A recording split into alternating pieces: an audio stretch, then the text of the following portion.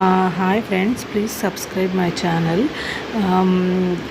రీసెంట్గా నేను యూట్యూబ్లో ఒకటి చూశాను. రానా ఫోన్ కింద పడిపోయింది ఒక పర్సన్ తగిలి ఎయిర్పోర్ట్లో. అయితే వెనకాల ఫోటోగ్రాఫ్స్ హీరోస్ వస్తుంటే తీసుకుంటారు కదా, జనరల్గా తీసుకుంటున్నారు. కానీ రానా వెళ్ళి ఫోటోగ్రాఫర్తో కొంచెం అంటే మర్యాదపూర్వకంగా చెప్పారనమాట.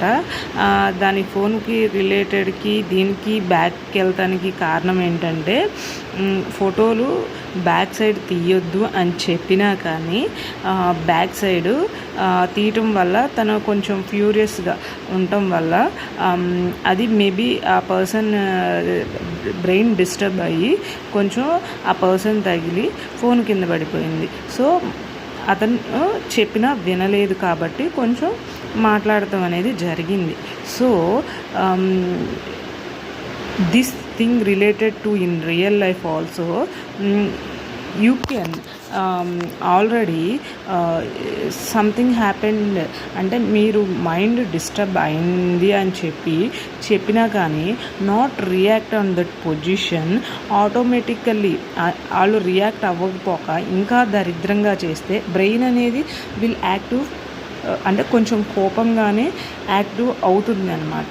సో అది బయట వాళ్ళకి కనిపించదు. అంటే కొంచెం ఆల్రెడీ చెప్తారు, చెప్పినా కానీ నెగిటివ్గా ఇంకా చేస్తుంటే ఇంకా కొంచెం కోపం చూపిస్తారు. ఇంకా చూపిస్తున్నారు కదని భరిస్తే ఇంకా హైపర్ టెన్షన్ వచ్చేసి ఇంకా నెగిటివ్గా చేస్తారనమాట. నేను కొన్ని something first I'm explaining, requesting,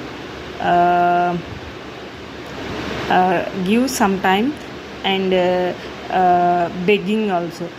These position when I crossed, I'm asking the questions because I'm educated. I know the value of the pain and the value of the person in any life.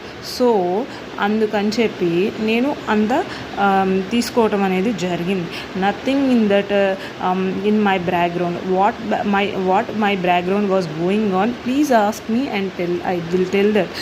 Okay, let be okay, it's nothing in that. Please subscribe my channel and take positive and give positive and take positive. Please subscribe my channel. Thank you.